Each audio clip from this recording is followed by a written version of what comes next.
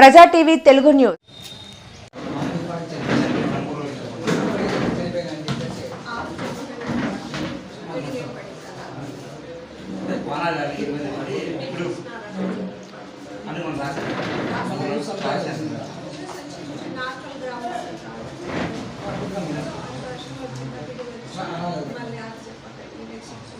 Next వచ్చేసి అన్ని మండలాల్లోనే కరువు సహాయక చర్యలు చేపట్టాలి. కరువు సహాయం చేపట్టినారు మేడం, కానీ దానికి నిధులు లేవు మేడం. నిధులు కూడా ప్రకటిస్తే ఒకసారి మంచిగా చేసి మనం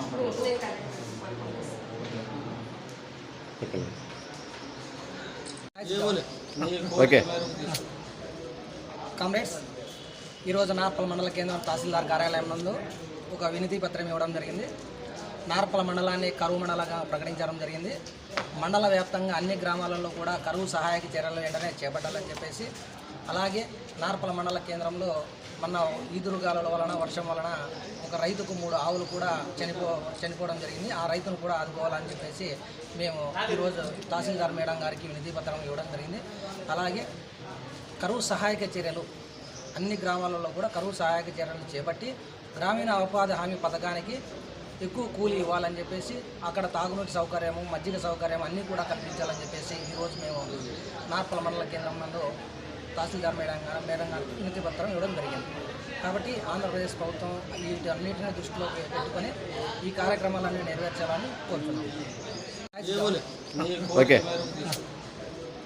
కామ్రేడ్స్, ఈరోజు నార్పల మండల కేంద్రం తహసీల్దార్ కార్యాలయం నందు ఒక వినతి పత్రం ఇవ్వడం జరిగింది. నార్పల మండలాన్ని కరువు మండలంగా ప్రకటించడం జరిగింది. మండల వ్యాప్తంగా అన్ని గ్రామాలలో కూడా కరువు సహాయక చర్యలు వెంటనే చేపట్టాలని చెప్పేసి, అలాగే నార్పల మండల కేంద్రంలో మొన్న ఈదురుగాలుల వలన వర్షం వలన ఒక రైతుకు 3 ఆవులు కూడా చనిపోవడం జరిగింది. ఆ రైతును కూడా ఆదుకోవాలని చెప్పేసి మేము ఈరోజు తహసీల్దార్ మేడం గారికి వినతి పత్రం ఇవ్వడం జరిగింది.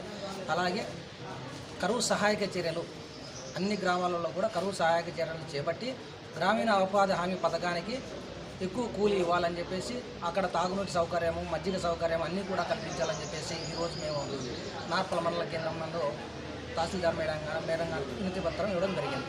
కాబట్టి ఆంధ్రప్రదేశ్ ప్రభుత్వం వీటన్నిటిని దృష్టిలో పెట్టుకొని ఈ కార్యక్రమాలన్నీ నెరవేర్చాలని కోరుతున్నాం.